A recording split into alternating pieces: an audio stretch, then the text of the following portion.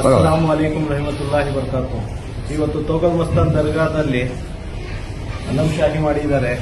ಇದ್ರದ್ದು ಮಹಿಮೆ ಏನಂದ್ರೆ 21ನೇ ತಾರೀಕು ರಂಜಾನ್ನಲ್ಲಿ ಮೌಲಾ ಅಲಿ ಅಲೈಹಿಸ್ಸಲಾಂಗೆ ಒಬ್ಬ ವ್ಯಕ್ತಿ ಮಸ್ಜಿದಿ ಒಳಗಡೆ ಒಂದು ವಿಷಾದ ಒಂದು ಖಡ್ಗದಲ್ಲಿ ಅವ್ರ ಮೇಲೆ ಹಲ್ಲೆ ಮಾಡ್ತಾನೆ. ಹಲ್ಲೆ ಮಾಡೋನು ಲಾನತಿ. ಅದು ವಿಚಾರದಲ್ಲಿ ಅಲಂ ಕೂರಿಸಿದೀವಿ. ಇಡೀ ಭಾರತ ದೇಶದಲ್ಲಿ, ಅದರಲ್ಲೂ ಹೆಚ್ಚಾಗಿ ಕರ್ನಾಟಕದಲ್ಲಿ ಈ ಬಾಬಾಯ ಏನ್ ಮೌಲಾ ಅಲಿ ಅಲೈಹಿಸ್ಸಲಾಂ ಅವರ ಅನುಯಾಯಿಗಳಿದ್ದಾರೆ, ಅವ್ರು ಎಲ್ಲರಿಗೂ ಈ ಸಂದರ್ಭದಲ್ಲಿ ಆಹ್ವಾನ ಕೊಡ್ತೀವಿ. ತೋಗಲ್ ಮಸ್ತಾನ್ ದರ್ಗಾದಲ್ಲಿ ಬಂದು ವಿಶೇಷವಾಗಿ ಇವರ ಆಚರಣೆಗೆ ತಾವೆಲ್ಲ ಭಾಗಿಯಾಗಿ ಆಶೀರ್ವಾದ ಪಡಿಬೇಕು ಅಂತ 11ನೇ ತಾರೀಕು ಸಂಜೆ 10:30 ಇದ್ರದ್ದು ಮಹಿಮೆ ನಡೆಯುತ್ತೆ. ತಾವೆಲ್ಲರೂ ಬಂದು ಭಾಗಿಯಾಗಿ ತೋಗಲ್ ಮಸ್ತಾನ್ ದರ್ಗಾದಲ್ಲಿ ಮೌಲಾ ಅಲಿ